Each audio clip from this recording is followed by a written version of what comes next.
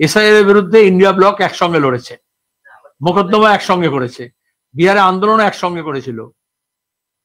আর এখানে আমরা তোমাদের বললাম, আবার বলে দিচ্ছি, আবার সাইটটা দেখিয়ে দাও তাহলে, 29 তারিখে আমরা যাচ্ছি সব বাম দল একযোগে।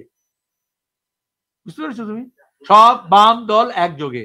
বাম ফ্রন্টের মধ্যে যারা আছে নামগুলো বলে দেবো, তার সঙ্গে বাম ফ্রন্টের বাইরে যারা আছে তারাও আছে, যারা এখন বিজেপি তৃণমূলের এই রাজনীতির বিরুদ্ধে একসঙ্গে লড়ার চেষ্টার জন্য আমরা বাম ঐক্য গড়ে তোলার চেষ্টা করছি। CPIM, CPI, CPIML, liberation, RSP, AIFB, SUCI communist, RCPI, MFB, Bolshevik party, workers party একযোগে 29 তারিখে ডেকেছে।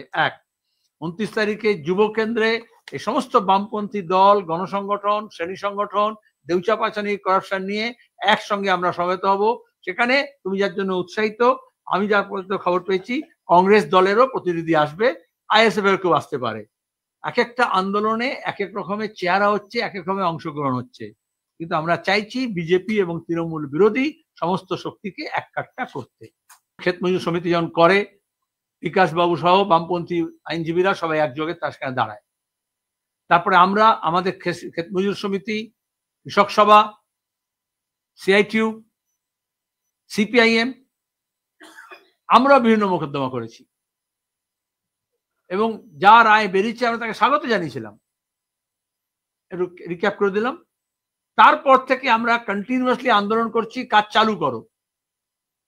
তৃণমূল জব না দিলে ওই আইনে লেখা আছে যে যদি কেউ কিছু দীর্ঘদিন কাজ না করে তাহলে তার কাজ বাতিল হয়ে যাবে। একদিকে কাজ বন্ধ আছে, আর এবার বলছে তোমার ডিজিটাল কার্ড করে দেবো বলে তৃণমূল ওদের কাছ থেকে কার্ডটা নিয়ে টাকা নিচ্ছে, ডিজিটাল করে দেবে। এটা দিদির তাল টাকা রোজগার করার। আর অন্যদিকে কার্ডগুলো বাতিল হয়ে যাচ্ছে, সেটা মানুষ জানতে পারছেন না, কারণ তো কাজ তো জানবে কি করে? যদি রেশন তুলে দেয় তাহলে রেশন কার্ডে আছে কি নেই বুঝতে পারবে না। তো আমরা সেটা নিয়ে পঞ্চায়েত থেকে ব্লক লেভেল পর্যন্ত আন্দোলন করেছি। এখন সব কটা সংগঠনকে একসঙ্গে নিয়ে 5 তারিখে আমরা বৈঠক ডেকেছি, সবাই মিলে। ওরাই ডেকেছেন যারা কেস করেছিলেন, আমরা সবাই থাকবো, আমি নিজে থাকবো। এবং তারপরে আমরা এর পরের পদক্ষেপ কি হবে, কাজ আদায় করার জন্য, কাজ রক্ষার জন্য এবং ভাতা পাওয়ার জন্য। 4-এর ক ফর্ম ফিল আপ করেছি আমরা হাজার হাজার। প্রথমে পঞ্চায়েত ভিডিও নিতে চাইছিল না, তারপরে বাধ্য করা হয়েছে, গেট ভাঙা হয়েছে, ভয়ে পঞ্চায়েত পালিয়ে গেছে, পঞ্চায়েত প্রধান দৌড়ে ছুটে পালাচ্ছে, বিডিও ভয় পালিয়েছে। এরকম উদাহরণ পশ্চিমবঙ্গে আছে এই গত 2-3 মাসে। কিন্তু 4-এর ক ফর্ম ফিল আপ করানো হয়েছে। তারপরে আমরা 4-এর খ ফর্ম, 4-এর কটা হচ্ছে কাজ চাই, আর 4-এর খটা হচ্ছে যদি কাজ না দিতে পারো তাহলে ভাতা দাও। ওই যে বলছে আইনে লেখা আছে, ওই আইন তো আমরা করেছিলাম ইউপি 1-এর সময়, আমাদের সমর্থনে পুরো ধারাগুলো সব মুখস্থ বলে দিতে পারি।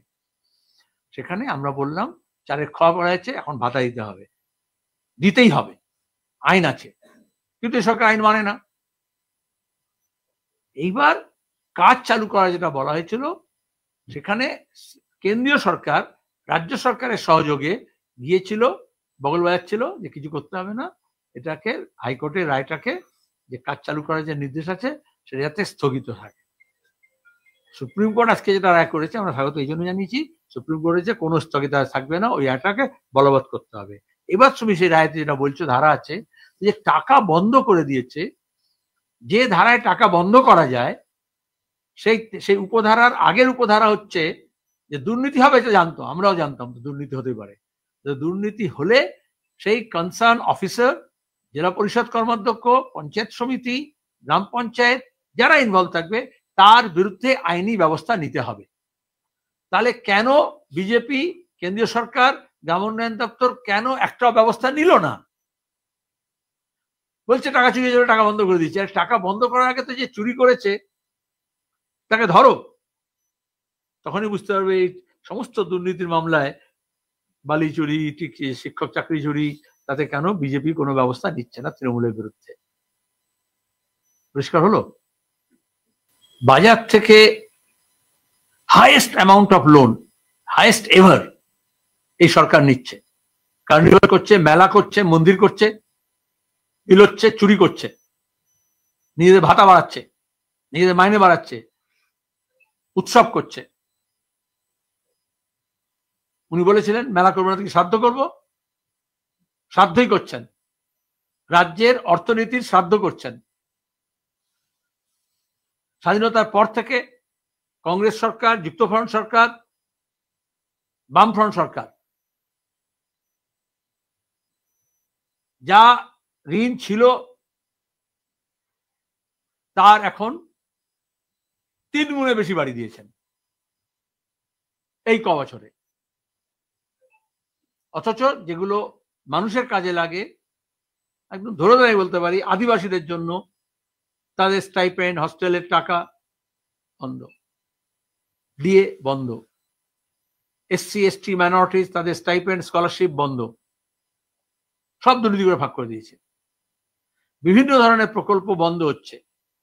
কন্ট্রাক্টররা, এই যে রাস্তাঘাটের এত অবস্থা খারাপ এই জন্যই যে কন্ট্রাক্টর দিয়ে কাজ করেছে তার কোনো পেমেন্ট নেই। এই যে এত আলো জ্বালাচ্ছে, নীল সাদা আলো করছে, তার কোনো পেমেন্ট নেই। দেনার দায়ে গোটা রাজ্যকে ডুবিয়ে দেওয়া হচ্ছে। এই জন্য হাইকোর্ট বলেছে, এবং ওয়েস্টেজ, যত টাকার, অফুরান টাকার মমতা ব্যানার্জির সরকার পুরসভা এবং পঞ্চায়েত যে ওয়েস্টেজ করছে, ওড়াচ্ছে, জমিদারি ভাষায় বলা হয়, সেটা ইমিডিয়েটলি হাইকোর্টকে বলা উচিত বন্ধ করতে। দরকার হলে আমরা বলে দেবো কোন কোন খাতে কিরকম টাকা ওড়াচ্ছে।